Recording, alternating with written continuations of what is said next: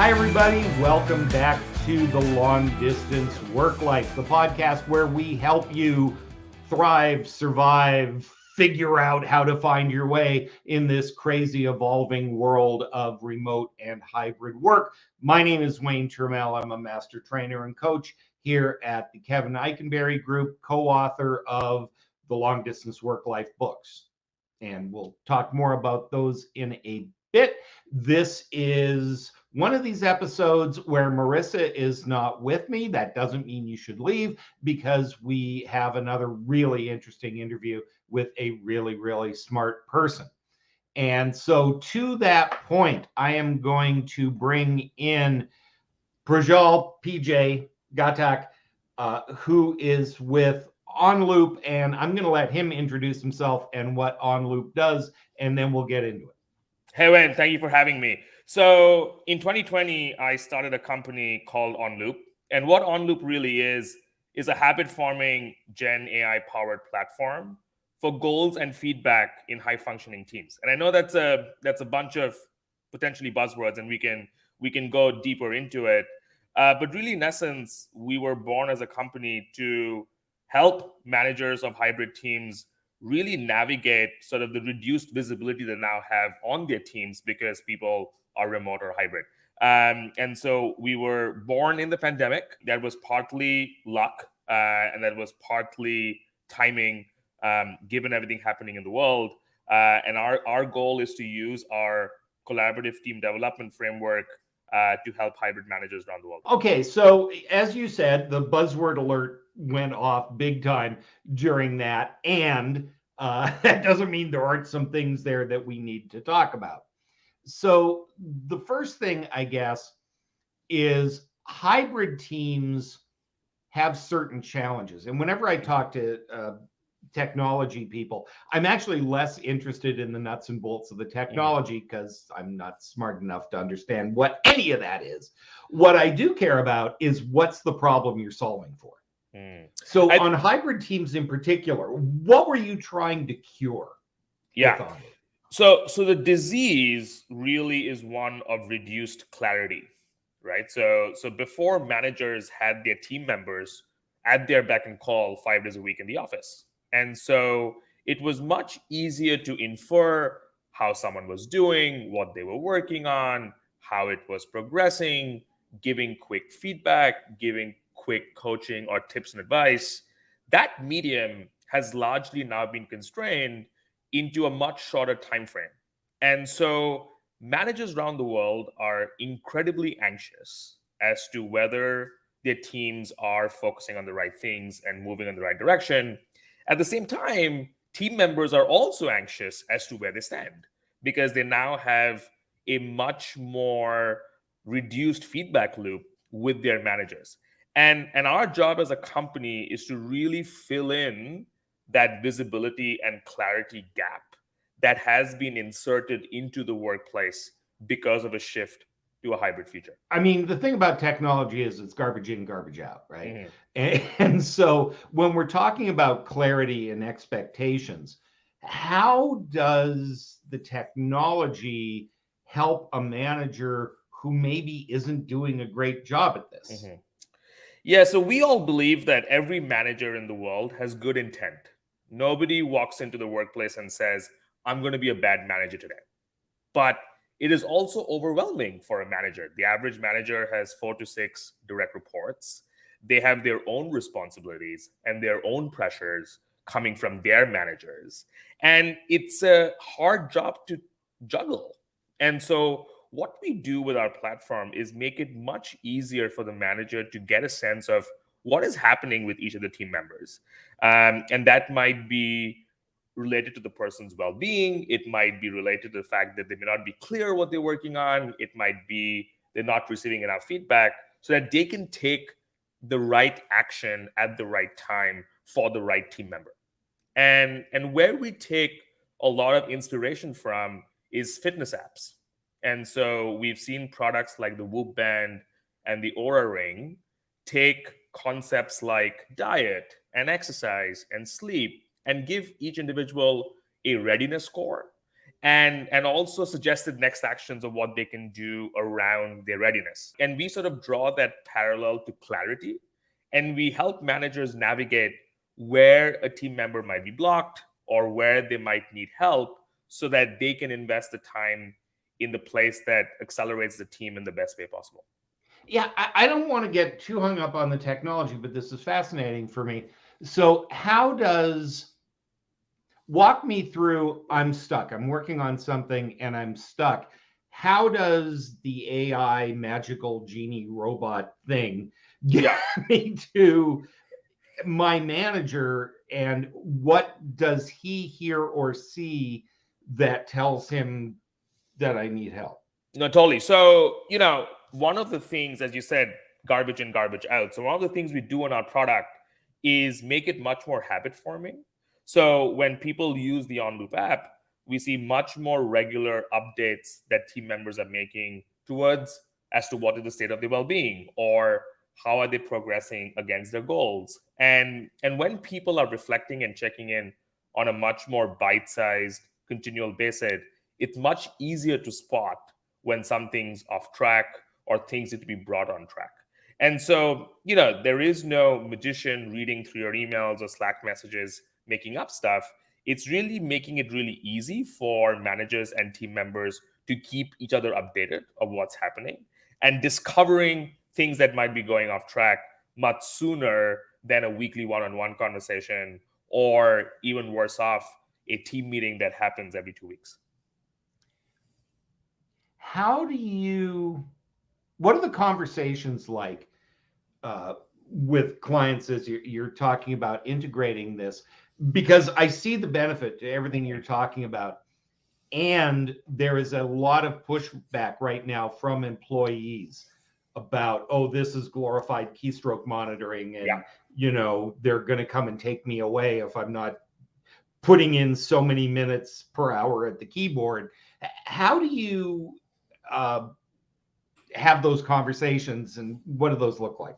No, it's a really good question. And so all of our messaging, as well as onboarding new customers, is very much targeted to the ICs, the individual contributors, and their managers. Because unfortunately, practices like performance management has created a ton of baggage around form filling and checkboxing and compliance exercises that don't make the employee feel that the stuff they're doing is actually for their benefit. And so part of our package when we onboard a new customer is obviously the app, but also a fairly intense 12-week success program where we build the habits that drive that clarity and give team members that benefit. And there's no other product in the world, bar none, that's focused on the end user and not on a functional organization like HR. So for us, HR is a stakeholder, but our customer is really the manager and the teams. And therefore, it's very important for the managers and the teams to see the benefit for them to then adopt a product. And only if a product is adopted can it drive the impact that it aspires to have. And therefore, for us, we maniacally serve the hybrid manager and their organization above all else. What are some of the habits and best practices that managers need to develop that you're seeing need that kind of support? Yeah, so one of the great sort of habits one of my customer success team members came up with was called the 212 check-in every week, which is making 2 well-being checks, making 1 celebrate capture about something that went well, and then requesting 1 piece of feedback on a goal that you're working towards. And it's an easy thing to do. You can do it in a matter of seconds, if not a minute. And what that does is build up a rhythm of getting a pulse of what's going on and not requiring a manager to pester and check in, being like, what's happening on this project and what's happening on that project. And so the very simple habits that we can create and also tack on to other things that are happening. Often OnLoop will get used as part of a team meeting to celebrate peers, or to solicit feedback, or to brainstorm around a project someone's stuck on. And so habit formation is a lot about taking what's already happening, and that might be one-on-ones or team huddles and conversations, and inserting technology or new habits into that so that they stack the right way. But we've taken a lot of time and effort to design the product. In fact, right now we're doing a full design overhaul of the product based on user feedback to really make these habits second nature, so that people don't see it as a chore to be done, which is how people have typically viewed goals and feedback, versus something that's making their life easier and allowing them to crush their goals much faster. And of course, a big part of your marketing, your message to the world is around hybrid teams. Mm-hmm. And I know that there are some specific, what are the challenges to hybrid teams that you're seeing in your clients that managers need to be super vigilant about? Yeah, so hybrid's obviously a new buzzword that the pandemic's created. So I often also use the word distributed, right? So I used to work for a company called Uber for many years, and we had thousands of people around the world. And so when I was living in Singapore in a global role at Uber, I was working with team members around the world. And so when the pandemic happened, it was not weird to spend many hours on a Zoom call, but really sort of the technology that we had built to get work done was very much centered around facilitating an in-office workplace. And leaders tend to be older, and older people are creatures of habit, and they don't like. I have no idea what you're talking about. and they don't like changing things all that often. Although you do move continent to continent every few years. But that might be an exception. And so, people are used to seeing work getting done. And just because they can't see work getting done, they're anxious that work is not getting done. and Microsoft calls that the productivity paranoia, that 12% of leaders believe that their teams are productive, versus 87% of employees are saying they are perfectly productive in this new world. And so that creates a big perception gap. And sort of as we think about tooling or approaches, we need to close that perception gap, because I think reality is showing us that hybrid's the way we will live. In fact, things like AI, things like VR and AR are only going to make teams more dispersed and be able to effectively collaborate across borders. So in the next 3, 5, 10 years, we'll see more teams distributed around the world. And so this train has left the station. So there's no point putting the genie back in the bottle. We just need to rethink the experience so that we are thinking of tools and processes to cater to this new world versus trying to force an old world that is never coming back. And that brings us to something that I know you at OnLoop are very cognizant of, which is the idea of proximity bias. Right. And that to me is what I'm hearing over and over and over again as the biggest hurdle. It shouldn't be, it seems to me, but it is the biggest hurdle that managers of distributed teams, and if they're fully distributed, it's much less of an issue than if they've got a core group of people in the office. So, tell me a little bit about that problem that you're solving for. And then how will technology and tools help deal with that? No, I mean, proximity bias is a good way of framing it. I call it eloquence bias, that people who sound better are perceived to be better, or the people who are talking more about their work are doing more work. And there's very good proven research. Some of us have made a career out of that. I agree, right? And I want to fix that because I've benefited from it, and I don't think that's entirely fair. And so people talk a lot about closing the gender pay gap or DEI at work, but the reality is that no amount of training is going to change those issues. What's going to change is how are we assessing work getting done. And so often that we see, and we're probably going to take out a couple of case studies about this, about certain individuals using the OnLoop team, OnLoop app, on how much more seen they feel at work, because now their work is now equally seen versus who has the most confidence to speak up in a room.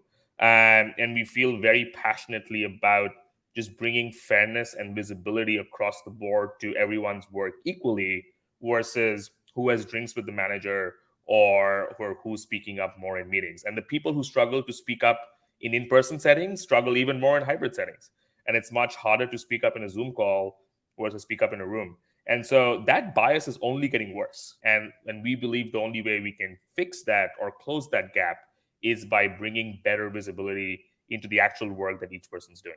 And in our work, Kevin and I, in a number of our books, have talked about what we call ethical visibility, which is the responsibility of the employee to be visible to their manager and their colleagues for exactly that reason. I'm guessing that the technology is not just one way. It's not just manager to employee, but the employee can be more proactive about Absolutely. being visible. So one thing I've learned is, and I had managers say this in the past as well, if someone can't advocate for themselves, why should I go out of my way?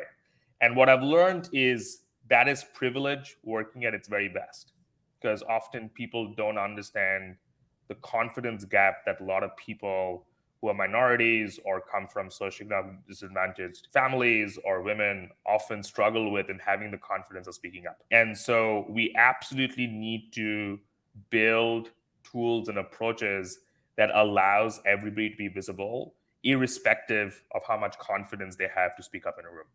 And as I've got older and I've been reminded of my own privileges, I've got a lot more cognizant to the fact that just because someone's not standing up or advocating for themselves, it may not be in their control and might go back to deep-rooted situations on where they come from. Well, the fact that there is an inherent power gap in every employer-employee relationship is there. I am fascinated by what you just said. I think that's huge. And as usual, as an old cishet white male, I feel both seen and attacked, which is probably as it should be. So thank you very much for raising that.